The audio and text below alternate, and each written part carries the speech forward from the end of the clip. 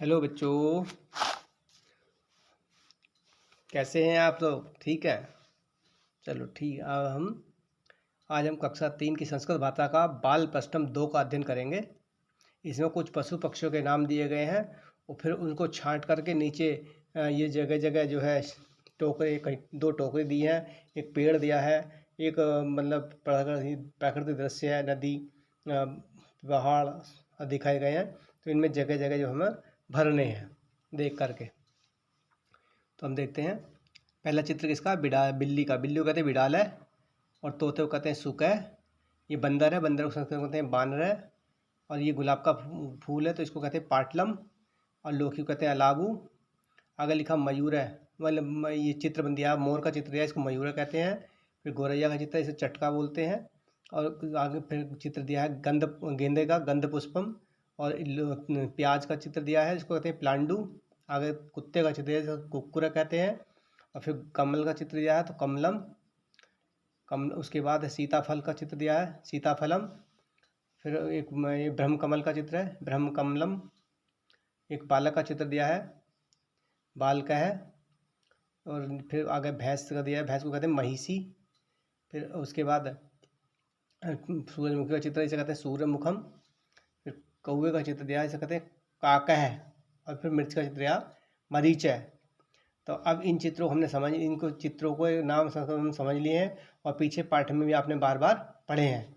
अब इनको देख करके सबसे पहले क्या है, पहली टोकरी में क्या बन रहा है? साकानी। साकानी कहते हैं सब्जी। इसमें जितनी जो सब्जियां हैं वो यहाँ पर लिखेंगे। देखिए ये अलग अलग रंगों से जगह दिखाई गई हैं। पहले देखिए पीला और आसमानी, हल्का हरा और बैंगनी, ये जो रंग है इनमें भरना है।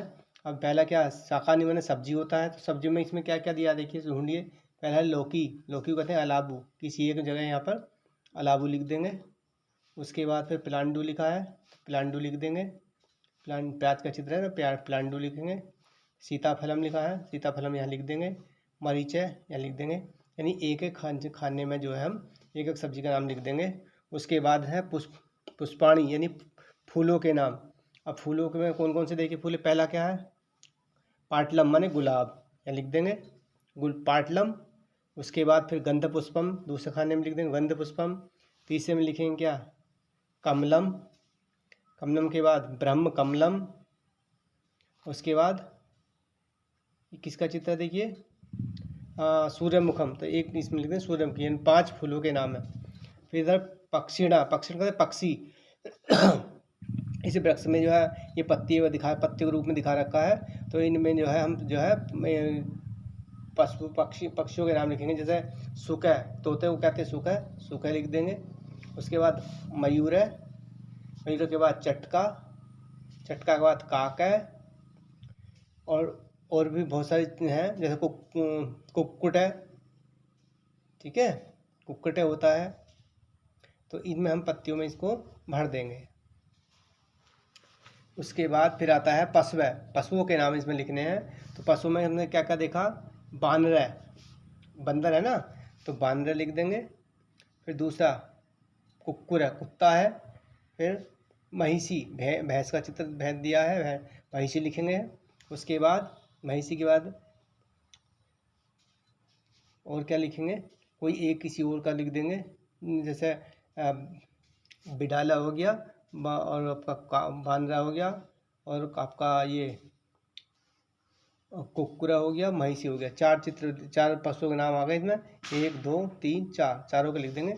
इस तरह से हमारा बाल प्रश्नम 2 का जो है कार्य पूरा हो जाएगा। ठीक है। और इसको हम इसी तरह से रिपीट करेंगे, याद कर लेंगे और लिख कर। ठीक है।